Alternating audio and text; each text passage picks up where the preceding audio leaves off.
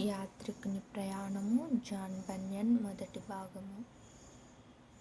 ఆ సంగతి ఆయన నోటి మాట చేతనే తెలుసుకొంటిమని వారు సాక్ష్యమిచ్చిరి. వారు తాము పలికిన మాటకు ఒక దృష్టాంతము చెప్పిరి. అదేమనగా, ఆయన దీనదరిద్రుల కొరకు దీని చేయుటకు తన మహిమ ప్రకాశమును విడిచెను. మరియు సీయోను పర్వతము మీద తాను ఒంటరిగా నివసించ నొల్లని ఆయన నిరార్ధన చేసి చెప్పుట వింటిమనిరి. మరియు మొదట పెంటకుప్ప మీద పుట్టి నైజ స్థితిలో భిక్షుకులైన అనేక మంది యాత్రికులను రాజులనుగా చేసెనని చెప్పిరి.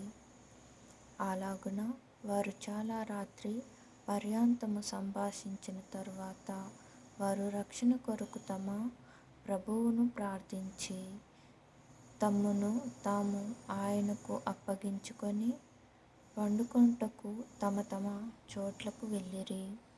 వారు విశాలమైన మేడగదిని యాత్రికునికి బసగా ఇచ్చిరి. దాని కిటికీ సూర్యుడు ఉదయించు వైపున ఉండెను.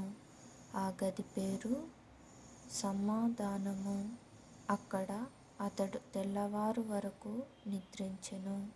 అప్పుడు అతడు మేలుకొని ఈ పాట పాడెను. యేసు లోపలి ప్రేమ ఎట్లాదరించు తన దాసులగునట్టి యాత్రస్థులకు నెల్లన్. నేనవ్వడు ఎప్పుడెచ్చోట నున్నాను. నా నిజస్థితి జూడ నాకే యబ్బురము. యేసు లోపలి ప్రేమ ఎట్లాదరించు తన దాసులగునట్టి యాత్రస్థులకు నెల్లన్. అతని జాగ్రత్త కృప లధికమై యున్నవి నన్ను బ్రతికించి నా పాప వితతి మన్నించే.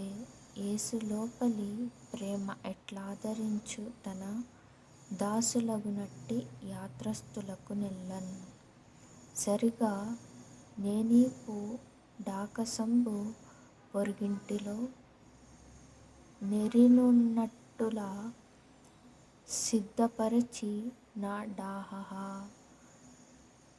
యేసు లోపలి ప్రేమ ఎట్లాదరించు తన దాసులగునట్టి యాత్రస్థులకు నెల్లన్.